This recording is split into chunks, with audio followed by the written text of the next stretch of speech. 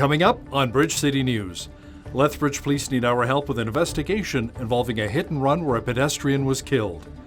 Thousands of people have been arrested as rioting continues across the United States following the death of George Floyd in Minneapolis. And we hear from our foreign affairs expert Lisa Daftari, who explains who may be behind some of the riots. Your nation, your province, your southern Alberta. From the heart of Lethbridge, it's Bridge City News with Hal Roberts. Thanks so much for joining us. Lethbridge police are investigating after a male pedestrian was killed yesterday afternoon in a back alley. Around 4:40 p.m., police and EMS responded to a report of a collision between a yellow Dodge Ram pickup truck and a pedestrian along the 900 block of 13th Street South. When police arrived, a female occupant exited the truck and was attending to the victim. Prior to police arriving, a male occupant in the truck fled in the vehicle. Witnesses also said a male who had been walking with the victim fled on foot. The victim was transported to hospital where he later died. If you have any information, please call Lethbridge Police right away at 403-328-4444. The province of Alberta says there were 13 new cases of COVID-19 today and no new deaths. In the South Zone, we currently have 25 active cases with 4 people in hospital. Across the province, 143 people have died from COVID-19. Just over 7,000 people have been diagnosed with the virus in Alberta, with just over 6,500 people now recovered. In desperate need for financial assistance, Halo Air Ambulance called to the community to help fundraise. Southern Alberta really pulled through, and now the life-saving operation confirmed an immediate extension of full medevac operations. CEO Paul Carolan spoke about how much Halo was able to fundraise and why it's still not enough to keep the program running long-term. Somewhere around $350,000 as sort of our final total on what that looks like. We have a few checks still coming in, but that's where we think we'll end up is that or really close to that. So we're committed to participating as much as we possibly can in that review, and we're starting to have some conversations with Alberta Health Services about scheduling some of those meetings, as soon as possible. It's going to be an aggressive schedule to complete it by the end of the summer, as instructed by Minister Shandro, but Halo will do everything it can to make sure that that we contribute to that review and we represent our communities to the Alberta Health Services to have a real good picture of what's needed in this part of the province. Halo Air Ambulance has asked the provincial government for $250,000 a month. The province has yet to complete a full review on the application. New York City imposed a late-night curfew last night that failed to prevent another night of destruction. There were more than 200 arrests after a break-in at the iconic Macy's store on 34th Street following protests over George Floyd's death. Across the United States, there have been 5,600 arrests and at least 9 people have died from the rioting. Looters broke in and damaged a number of stores and businesses in Santa Monica, California during protests over the weekend. Now, one of the businesses was Power.TV, owned by John Lemp. He returned to survey the damage. We're heading into our business. It's we're in Santa Monica in Broadway. It's Power.TV. So we just came. With those TVs, was that full of TVs? It was full of monitors. Yeah, those are all monitors we just bought. And it's just smashed for no reason. So, and to watch as people are just going in, and it's like, just taking what they want, destroying things just for the sake of destroying things. I mean, we're a growing business. We just bought a bunch of new equipment, had it all literally stacked in here from a couple weeks ago. And just to watch it all just getting yanked out was, it's devastating to watch. I mean, it's, when watching the film, it was, I'm watching over on, actually we had a surveillance camera, which ended up getting stolen. There was a World War II monument in Washington, D.C. that was badly damaged during the rioting, and even a synagogue in L.A. that was vandalized. So I asked our foreign affairs expert, Lisa Daftari, who's to blame? Many blame George Soros, many blame other organizers that allow their emotional and supercharged agendas to interfere with our peace, our livelihood. People's lives are on the line here. And to vandalize, as you said, monuments, synagogues, places that are valuable to us all. Do you not love your country? And that's the main question to ask here. What are you doing? Who are you causing the damage to? Catch the full interview with Lisa Daftari discussing how far-reaching the protests are, coming up in the second half of our show. George Floyd's brother called for calm in the wake of the widespread unrest after his brother's death in Minneapolis. Terrence Floyd pleaded with a crowd in Minneapolis, urging them to do this another way. I understand y'all upset, but like it was already said, I doubt y'all half as upset as I am. So if I'm not over here wilding out, if I'm not over here blowing up stuff, if I'm not over here messing up my community,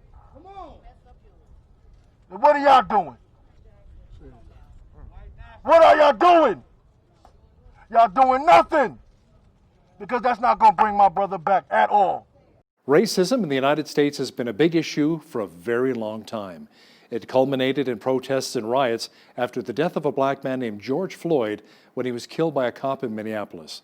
A spokesperson with the Lethbridge Multicultural Center says the rioting and looting was not warranted, and there should be other ways to show they're standing in solidarity with George Floyd. I'm like, George Floyd wouldn't want this to happen, or like to see how the protests go. We don't need to destroy property. We don't need to burn down buildings. We don't need to do all those. A simple, I cannot breathe, lie down on the floor and just scream that all day is more powerful than the vandalism. Yes, again, it checks all the bad language that there is in the books, but it doesn't still justify the vandalism. There will be a protest against racial discrimination at City Hall this Thursday afternoon at 3 o'clock. Amid racial unrest across the United States, U.S. President Donald Trump declared himself the president of law and order. He threatened to deploy the U.S. military to American cities to quell the rise of violent protests. My first and highest duty as president is to defend our great country and the American people. I swore an oath to uphold the laws of our nation, and that is exactly what I will do. I will fight to protect you. I am your president of law and order and an ally of all peaceful protesters. But in recent days, our nation has been gripped by professional anarchists, violent mobs, arsonists, looters, criminals, rioters, Antifa, and others. A number of state and local governments have failed to take necessary action to safeguard their residents. That is why I am taking immediate presidential action to stop the violence and restore security and safety in America. As Trump talked about invoking a rarely used law to deploy the military on U.S. soil, reporters asked Prime Minister Justin Trudeau for his views on racism. We all watch in horror and consternation what's going on in the United States. It is a time to pull people together, but it is a time to listen. It is a time to learn what injustices continue despite progress over years and decades. But it is a time for us as Canadians to recognize that we too have our challenges, that Black Canadians and racialized Canadians face discrimination as a lived reality every single day. There is systemic discrimination in Canada, which means our systems treat Canadians of color, Canadians who are racialized, differently than they do others. Deputy Prime Minister Chrystia Freeland says the freedom of the press or media is an essential human right that strengthens democracy. A former journalist herself, Freeland was responding to a question about whether the anti-media rhetoric of U.S. President Donald Trump has played a role in police violence against journalists covering protests in the United States. Journalists are not the enemies of the people. Journalists serve the people. Speaking from my own experience in government, I cannot say that every single question that I am asked by a journalist is welcome or easy to answer. But I am absolutely convinced that the fact that journalists are present to bear witness, the fact that journalists are present to hold governments to account, makes governments better.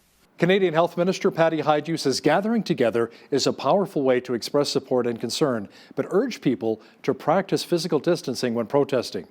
Our country's Chief Public Health Officer, Dr. Theresa Tam, says shouting can increase the projection of droplets, so she's encouraging people to protest quietly and use signs. Listen, I think it's people's right to express their support and in some cases concern about things that are unfolding both here in our country and across the world. And we know that gathering together is a very powerful way to lend that support and to be an ally in many of these kinds of situations. There are ways to do it more safely. People still do need to keep physical distance, make sure that they bring with them hand sanitizer, for example, and I think bring a mask. One thing that people may want to consider is that, of course, wearing a mask is important, but shouting and making really loud sort of projections can potentially increase the risk.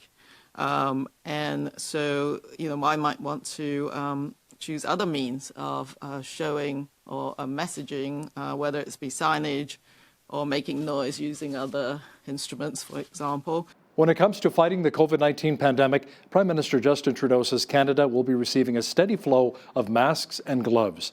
Trudeau says buying more from Canadian companies means more goods for the stockpile and more jobs for workers. Since day one, our government has been working around the clock to secure vital PPE. Just take the fact that we've received more than 100 million surgical masks and nearly 40 million gloves, and are continuing to send a whole range of supplies to the provinces and territories. Or that we've signed a contract for millions of syringes to have the supplies needed once a vaccine is ready. Working with suppliers from around the world is key to keeping Canadians safe. But at the end of the day, one of the best ways to ensure we have what we need, well, it's to make it right here at home. June is Recreation and Parks Month in Alberta. Now that provincial campgrounds have reopened, campers and backpackers are making their way to stores to gather equipment for some long-awaited trips. As Micah Quinn explains, Awesome Adventures Limited has reopened, and the owner of the store says they're expecting to be a lot busier. Awesome Adventures Limited has been reopened to the public for just over 2 weeks, and now that provincial parks are reopening, Marnie Anderson, the store owner, says she's expecting the store to get busy. I've been pleased with how busy the store's been. I was pleasantly surprised. Like we've had lots of good, really good sale days. There will be the occasional quiet one, but we've had, good sale days, which really helped out in May. Anderson says a lot of people have been buying kayaks from the store, and they're very excited about finally being able to get out and start paddling.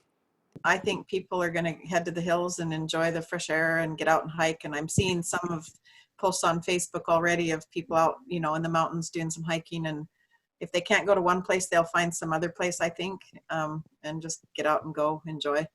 Anderson says she knows that there are still people that want to shop local during COVID-19. I hope that online shopping doesn't continue to be, where everybody leaves their shopping dollars, because it's not going to help the local economy at all.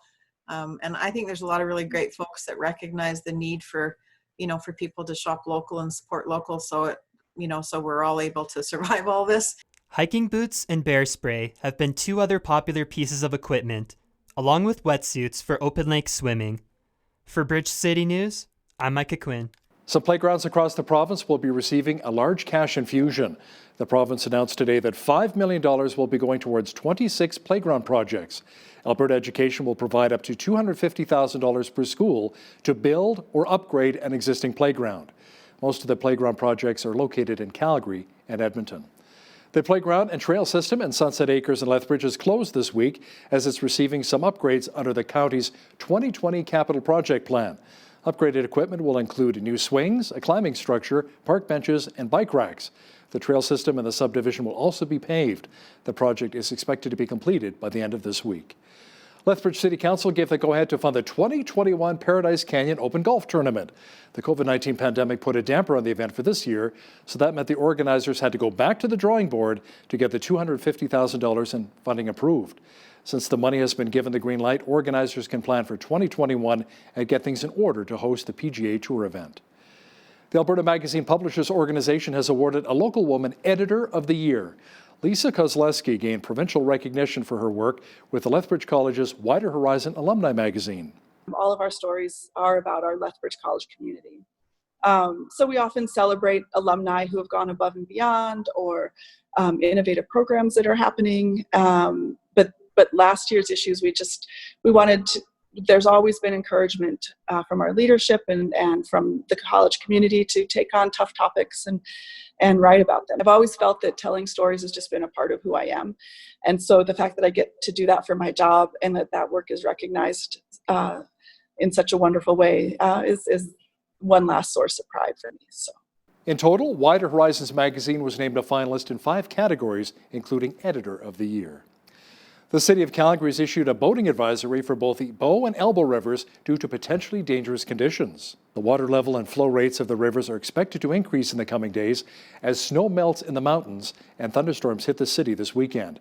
Officials are asking people to use caution on riverbanks and keep children and pets at a safe distance.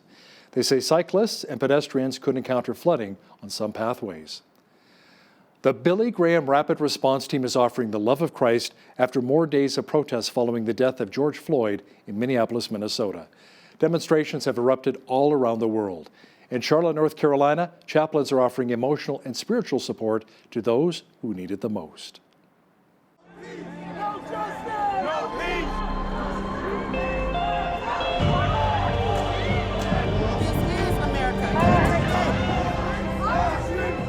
There's crisis in this city, in this county, the state, this nation, the world. And as Billy Graham Rapid Response Team chaplains, we share hope in times of crisis. Everyone can't be out on the street, but they could be praying for the city, that God would move. Look at this. This is a harvest field. There's all types of views and mindsets there, but when he looks at them, he loves each one of them. You understand that there's precious souls in the middle of that crowd that God can change their lives. Even if it's one we meet out here and he changes their lives, that one may meet many that are already in there and bring them to us in knowledge of Jesus Christ.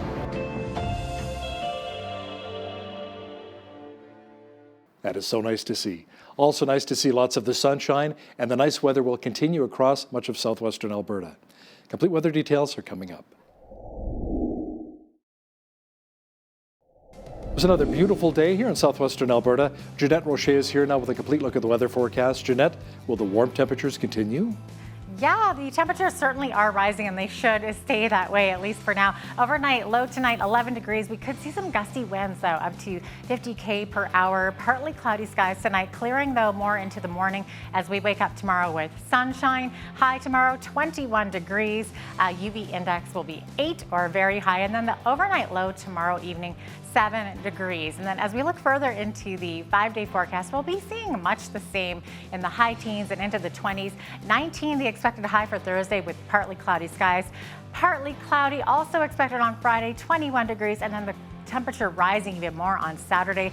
But look at that, we could be seeing a 60% chance of showers on Saturday and into Saturday overnight as well, as we wake up on Sunday to partly cloudy skies. 20 degrees is the high on Sunday, 16 the high for next Monday with a mix of sun and cloud then as well. So as we're seeing these temperatures rising, so is the average high for this time of year, which is now 21. 7 degrees is the average low for this time of year. This day, back in 1970, it was 32 degrees, and we had a 0 degrees on record for 1984. The sun rose this morning at 5:28 a.m., and our Tuesday evening sunset setting at 9:31 p.m. There you go, very close to 16 hours of daylight. Now, as we look into tomorrow's temperatures across the country, let's move to the west coast. We're going to be seeing periods of rain in both Victoria and Vancouver tomorrow.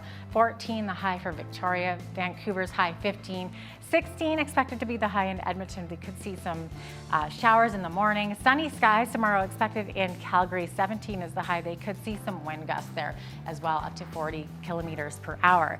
Saskatoon's high 20. They could see periods of rain. Mix of sun and cloud expected tomorrow in Regina with a high of 24 degrees. Winnipeg's high 29 with a lot of humidity that could build into a possibility of a thunderstorm tomorrow afternoon. Now Toronto's high 26 degrees, mix of sun and cloud. 20 degrees expected in Ottawa. Same thing though, with that humidity rising into a risk of a thunderstorm. Thunderstorm could be expected also in Montreal tomorrow with their high 17 degrees. Fredericton could see a chance of showers. 15 degrees is the high. Charlottetown, periods of rain up to 5 millimeters tomorrow. 13 is their high. 12 is the expected high tomorrow in Halifax as well. They could see a chance of showers. And overnight tonight in St. John's, Newfoundland, they could see a lot of rain, 10 to 20 millimeters of rain, and lasting into tomorrow as well. Their high tomorrow, 15 degrees. There you go. That is your forecast. Walmart Canada says it is permanently closing all of its Tire and Lube Express auto service centres. The retailer says 106 centres across the country will close by the end of June. The move will impact 550 employees. Walmart says it will try and find comparable roles and expects to retain the vast majority of associates in their stores. The retailer says it will continue to sell automotive products. Leading apparel retailer Reitman says it will be closing its Edition L and Time Maternity stores in Canada this summer. The company says it will also chop around 1,100 jobs in its retail stores and 300 employees' jobs at its head office in Montreal. The company says it's part of a restructuring plan as it deals with the COVID-19 pandemic. The company currently employs around 6,800 people and operates 576 stores. The province of Ontario is expected to remain closed as it is extending its state of emergency until June 30th. The measure will again see the closure of restaurants, bars, except if they offer takeout or delivery.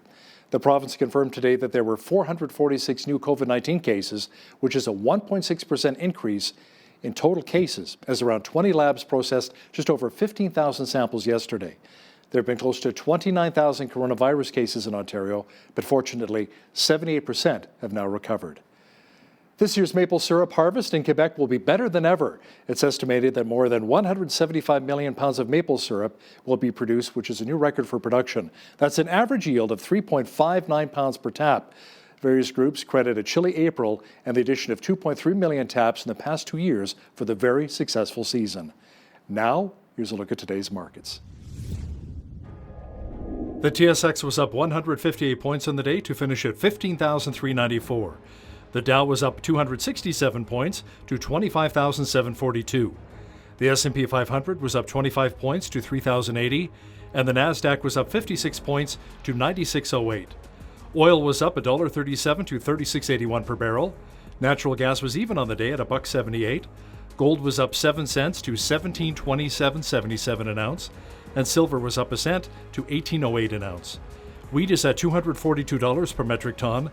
Barley is also at $242, canola is at $4.57, and corn is at $231 per metric ton.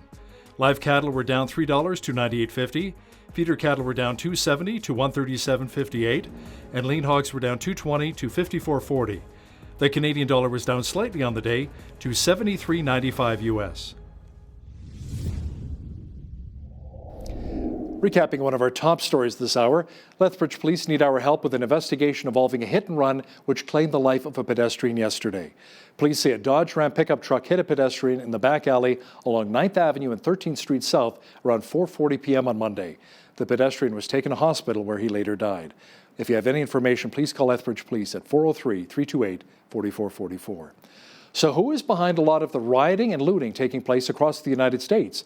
Is it the group Antifa that U.S. President Donald Trump refers to as a terrorist organization? Our foreign affairs expert Lisa Daftari gives us her thoughts next. The rioting and looting continues in many states across the United States. Is it in retaliation to the George Floyd death, the black man who died while in police custody in Minneapolis, or is it just a reason to go on a rampage and steal? To discuss this in further detail is our foreign affairs expert, Lisa Daftari, joining me once again from Los Angeles. Lisa, you've seen the video. Things are pretty bad across the United States. Are these groups just using the George Floyd death as an excuse? And is the group U.S. President Trump wants to designate as a terrorist group, Antifa, behind a lot of this? Yeah, it's such a touchy subject here, and to not be able to say in the same sentence that the George Floyd death was wrong and looting is also wrong. It's look how far we've come. That we cannot separate the two and say it's morally wrong what these people are doing. If they feel slighted by the George Floyd death, as we all do when we watch that video and we see that man's knee on that man's neck for about 9 minutes, it makes everyone feel uncomfortable. That's the point of a video like that. And then to say that we have an issue with racism in this country, as we do in many parts of the world, that's a warranted thing to say.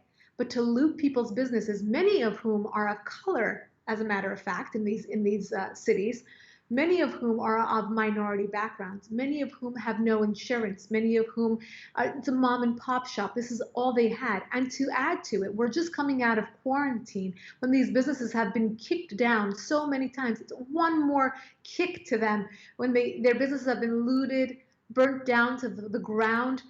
It's incredible. On the foreign desk, we just uploaded a video about an hour ago of George Floyd's brother, who comes out and says in a video that this is not what his brother stood for. This is not what his brother would have accepted. And he condemns the protests, the rioting, the looting, the violence. That's exactly what any man of peace would say, any person of logic would say. These individuals are definitely taking advantage of the situation. Of course, they call them the looters. And what many people are saying is that Antifa is behind this. And what is Antifa? Antifa is a fringe far left group, Antifa, anti-FA, fascism, that they stand in opposition to right-wing talking points and fascism. And what do? Instead, they cause anarchy like these protests, which many people, again, are allegedly saying that they are behind them.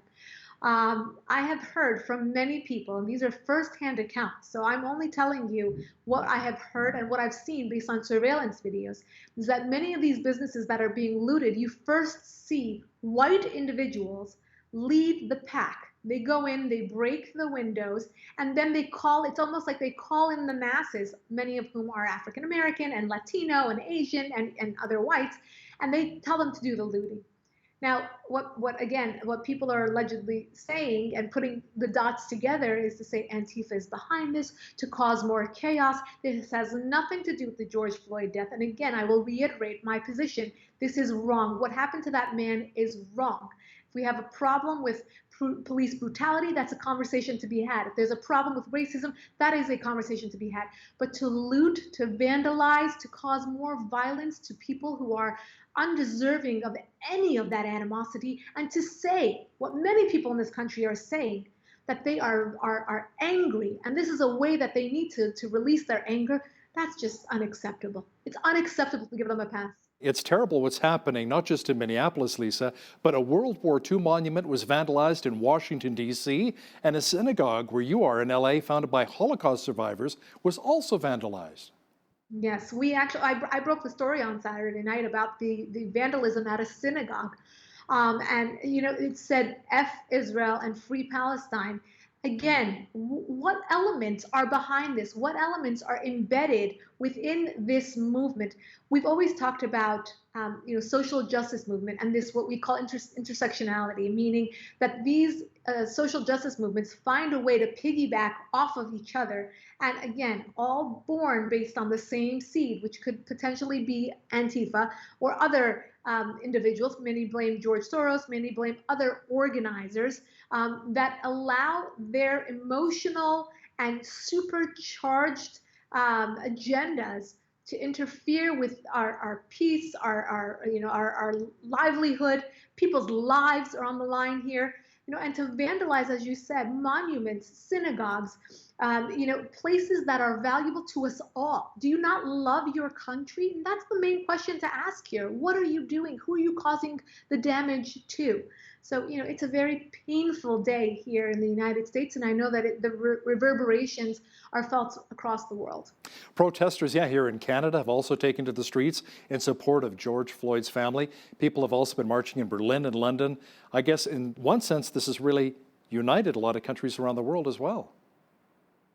Sure, and you know what? It should. Human rights is the one thing are the issues that can unite us.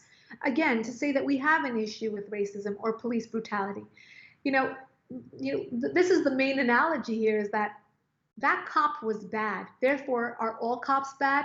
The looters are bad. Therefore, are all African Americans or are all Latinos or are all Americans bad because of the looters?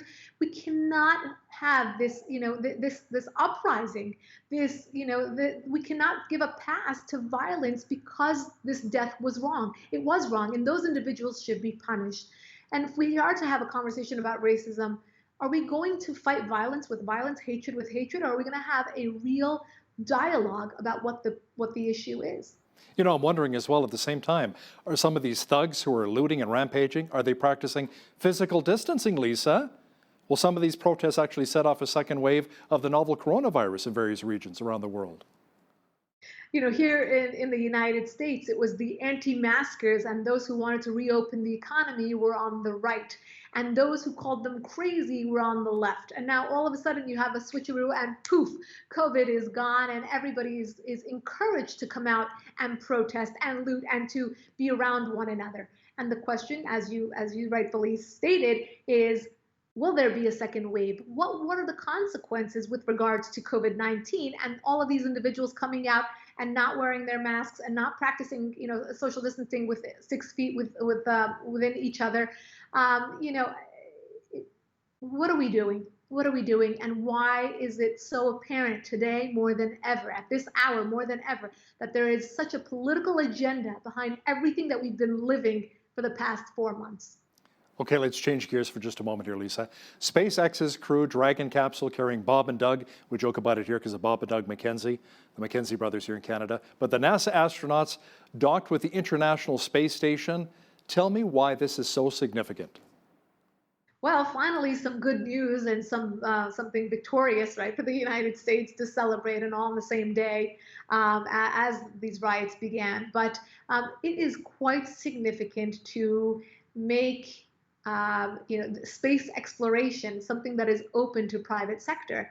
Elon Musk, my husband has the biggest man crush on that guy with all of his gadgets and all of his inventions. And as my husband says, anytime something comes up with Elon Musk, it's like, are you surprised? The guy's a genius, and he absolutely is. He's been working on space exploration and the SpaceX program, and we had a successful launch finally after the first one was postponed because of inclement weather. And it is something to celebrate because it's something that we can put the American flag on. This accomplishment, and to say that space exploration is not only open to the government or government organizations like NASA, but is truly open to anybody who has the curiosity, who wants to further space exploration. And kudos to the team, kudos to Elon Musk, and it's quite exciting, particularly for people who follow space exploration and things like that. China's Communist Party blasted U.S. President Donald Trump's decision to end special trading privileges for Hong Kong. The party also said U.S. attempts to interfere in Hong Kong's security or sovereignty would fail. Yeah, sure. Much more flexing of the muscles by the Chinese government. What's happening here is that the United States announced that we are we have our eyes on China and all of their activities, meaning if they're not going to be, for example, transparent about COVID-19, well, then we are withdrawing from the WHO, the World Health Organization, and we will allow them to side with China, but at the same time, we're not going to be a part of that. The United States is going to basically lay the law down. And that's something that Donald Trump said from day one before he even became president. As a candidate, he said, I'm not going to support acronym groups that do nothing for us. And the WHO is a great example of that. He also said in the same statement that he will not give the same privileges to Hong Kong if it's going to be, again, another extension of China. They are no longer autonomous. Therefore, they get the same treatment that China gets. And of course, the Chinese government did not like that statement, so they're fighting back with more words, more propaganda, as usual. I can hear the sirens going on behind you there. More rioting and looting taking place, or is that just an ambulance? Yes, right now we are exactly at the hour in which they stated that the protests would begin in my area. This is, a sub neighborhood, I should say, just a neighborhood of West Los Angeles, and they are going neighborhood by neighborhood, to places that are predominantly white and more affluent than others, and more commercial areas, obviously, because of all the looting. And here in my area, we have a lot of shops and buildings that have boarded up. We've been waiting for this hour, and exactly that's why you are hearing sirens in the background. And we're hopeful that this round is more peaceful, that the store owners can be spared and have some mercy on them. It's awful. It's really awful. Stay safe, Lisa, you and your family. The Times of Israel was reporting that the first coronavirus antibody tests were conducted over the weekend on foreign workers and will soon be rolled out to the rest of the country after weeks of delays. Yes, it seems as though these tests are going to expire, and in conjunction with these tests being released, we have a bit of a small second wave that has happened in Israel. Now, Israel has been looked at as a place where they have successfully shut down, but successfully gotten right back up and fought the COVID-19 pandemic from spreading further. Their numbers are very low. Their ability to quarantine those coming into the country from outside has been extremely stellar. They have 14-day quarantine regardless of where you're coming from, what you're doing. If you were abroad, you get quarantined for 14 days.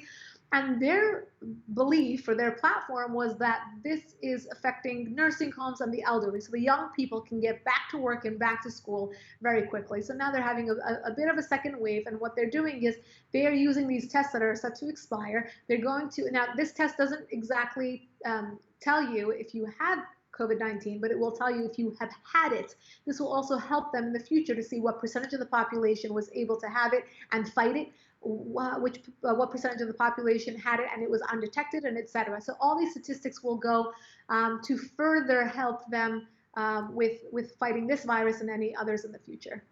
Let's look at some of the COVID-19 numbers now, Lisa. Worldwide, more than 330,000 people have died from the virus, over 100,000 in the United States. Here in Canada, just over 7,300 people have died from the coronavirus. Now, in many regions around the world, however, it appears as though the curve has been flattened. What have you seen, especially in some of the hardest hit areas like New York, Italy, and even Brazil?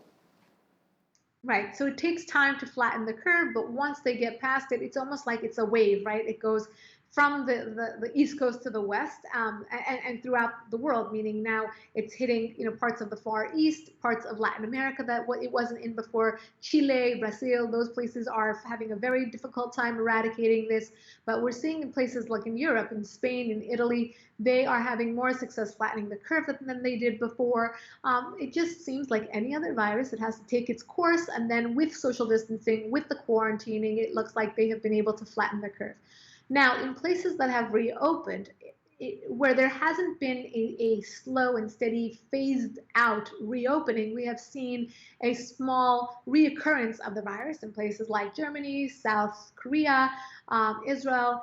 The numbers are still low, but it goes to show you that, of course, in most places, you have to build up that herd immunity. So we're going to see a reoccurrence of the virus before it gets any better.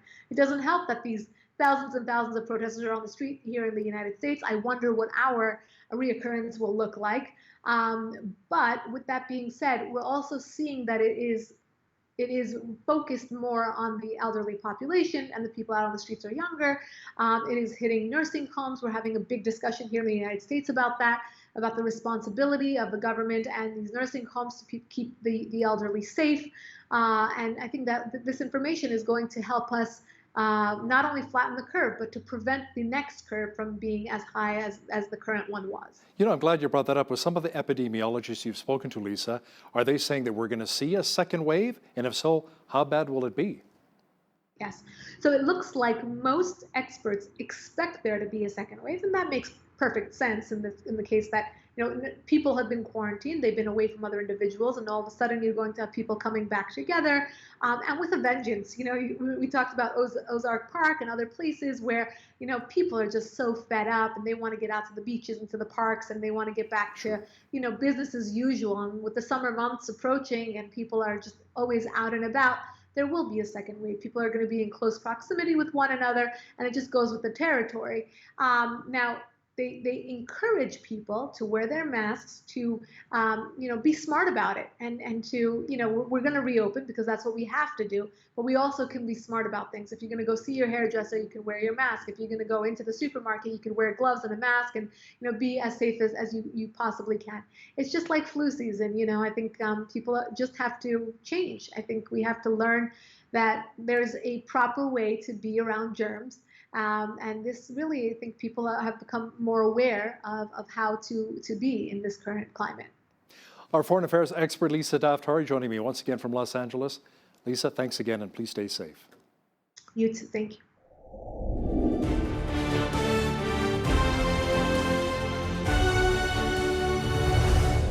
The climate change debate seems to be ramping up more and more. In Canada, we see protesters staging blockades, resulting in the shutdown of parts of national railway lines. Gregory Wright-Stone is here to discuss climate change. He likes talking about it. He's a geologist and author of the #1 Amazon bestseller, Inconvenient Facts. Gregory, welcome to BCN. Oh, good to have you on. There's so many things to talk about. Oh, you bet. First of all, let's talk about your book and what you're really hoping to accomplish with it. Yeah, I did not set out to write a book, which is unusual. Most people sit down and say, I'm going to write a book. I set out to seek the truth. And it was this search for the truth that really led what I found as I started diving into each one of these various aspects of climate change.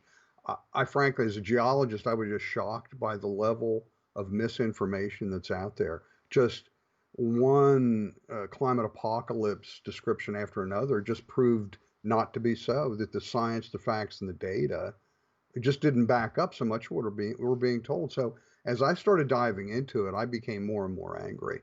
And I started talking a lot about it, and people were fascinated with the information that I'm providing, these inconvenient facts that run counter to the notion of what they call the consensus opinion. In other words, it's man-made global warming that's then driving apocalyptic and horrific climate-related events. And I'm a really, really big proponent of the many benefits of modest warming and increased CO2. And we can talk a little bit more and dive into that as we go forward. But that's really my message. You don't get this, is that we've actually got an Earth and its ecosystems that are thriving and benefiting, and humanity's benefiting as a result. Now, according to many scientists around the world, the Earth is warming at a dangerously high rate with dire consequences. What is your perspective on this? Is the Earth really warming? Is it that much of a serious issue? It is warming. We're in a warming trend. It's been warming, but the key here is, when did that warming trend start? It started in the late 17th century, bringing us out of the death-dealing cold of what was called the Little Ice Age. Half the population of Iceland perished during that time. A third of the population of the world was thought to have perished during the horrific cold of the Little Ice Age. So this was really a beneficial warming. So it started warming more than 300 years ago, and it's been warming in fits and starts ever since.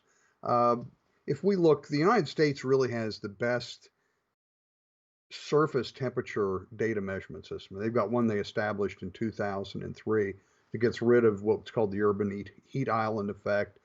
None of this data from this system has been massaged or manipulated like so many other of the data it has been.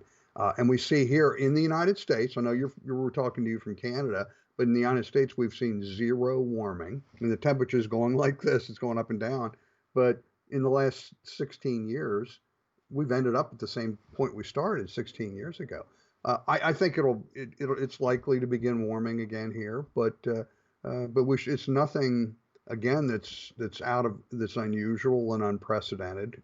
And if we look over the last period since the end of the last ice age, we find that there have been 9 other warming periods that look very similar to what we see today. So again, we look back and see that these warming periods are nothing unusual, nothing unprecedented.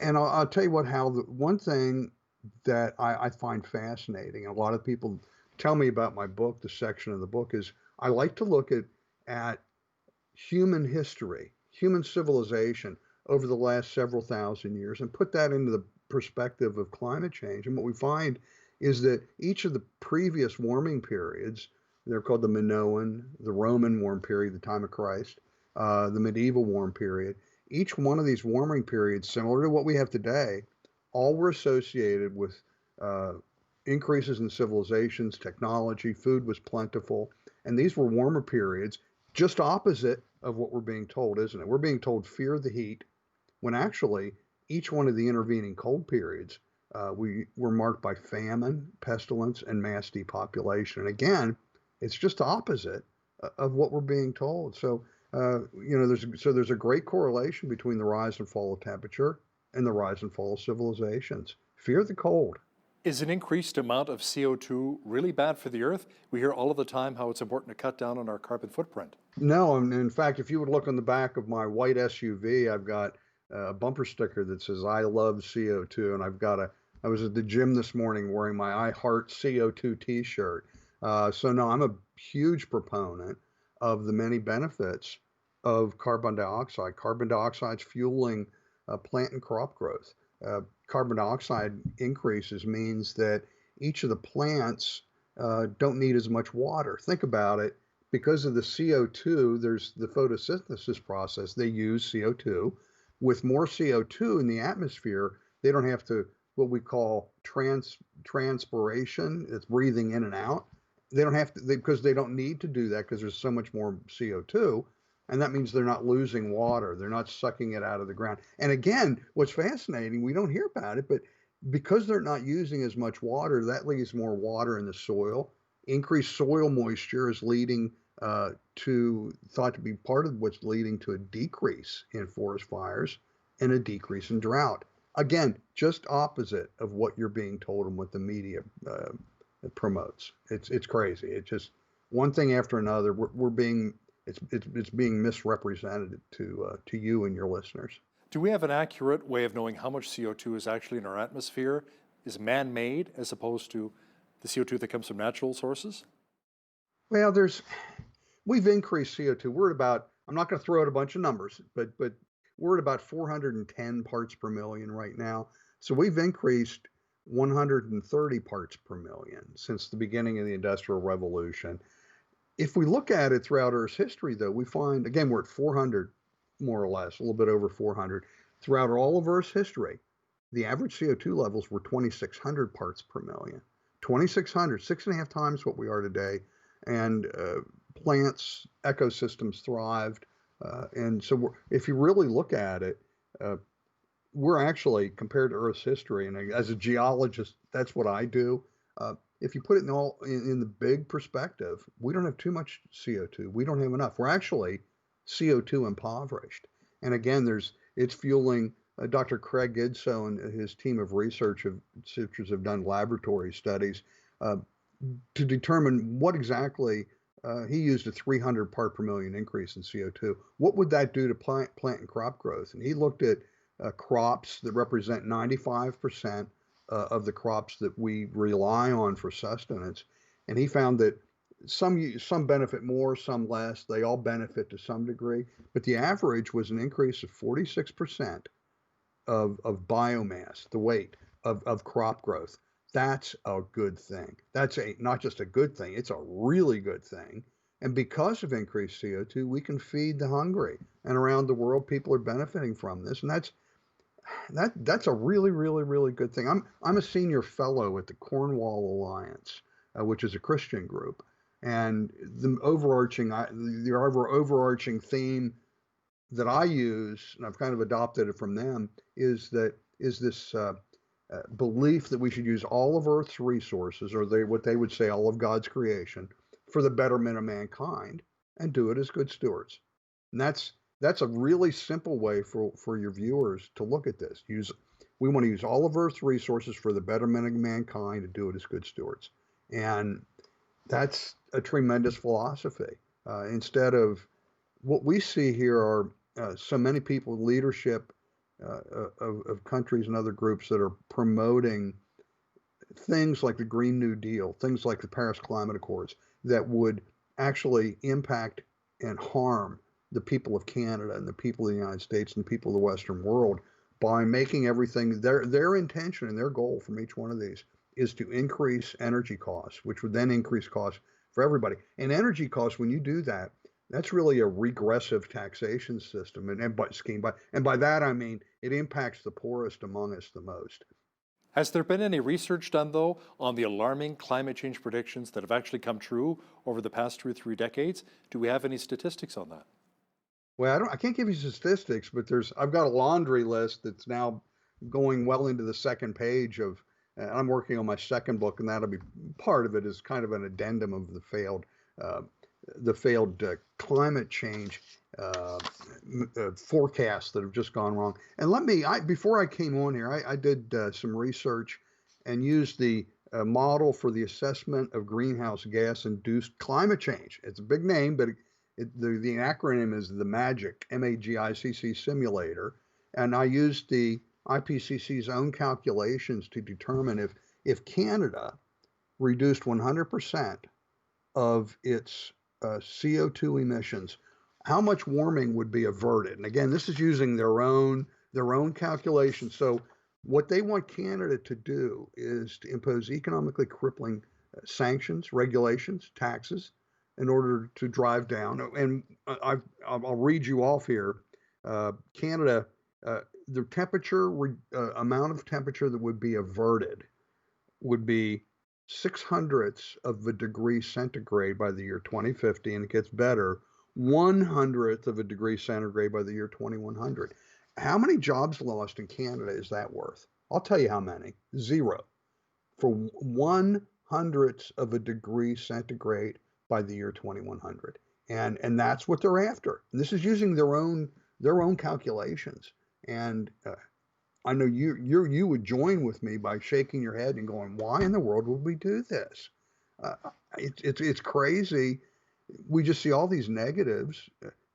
Every one of your viewers' personal liberties would be infringed even more than they are today. You know what? Maybe a lot of it's to do with the money. You got to follow the money. That's what my father used to say. Look at a lot of the Hollywood movies, the propaganda that they're pushing. They make big bucks off of it. Green technology.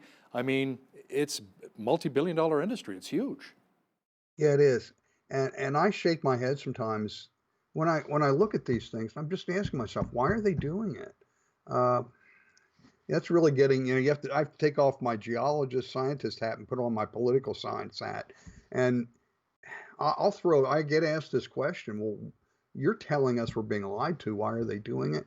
I mean, you're just as qualified as I am. And everyone watching this is just as qualified as I am to come up with reasons why they're doing it. We can talk about taxation. It's going to be this big pot of money for each government. They like that. Greater control, is it turning more of the responsibility over to the UN?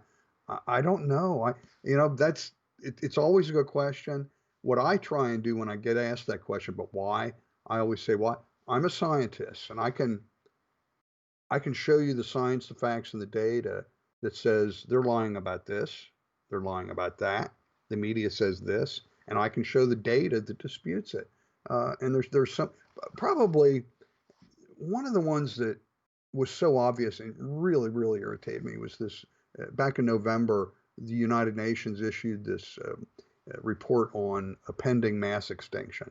And they reported that up to 1 million species would go extinct over the next several decades. Well, for that to happen, you'd have to have 25,000 to 30,000 species go extinct per year. Well, I went back, my alarm started going off when I read this. And I went back and I said, okay, I went back and looked at the exact same data the UN used. The UN only looked at one data point per century and then added one on top of the other. Their chart looked like it looked really scary. I went back and looked at the same data on a decade by decade basis to show a significant decline for the last 120 years, completely opposite of what the UN. And remember I said you needed up to 30,000 extinctions per year? You know what it's been for the last 40 years? Two extinctions per year, not 2,000, not 200, 2 extinctions per year. And they're going to say, oh, well, we'll get to 30,000 pretty soon. No, we won't. No, we won't. And the big story from that UN study should have been, oh, we're going into this mass extinction event.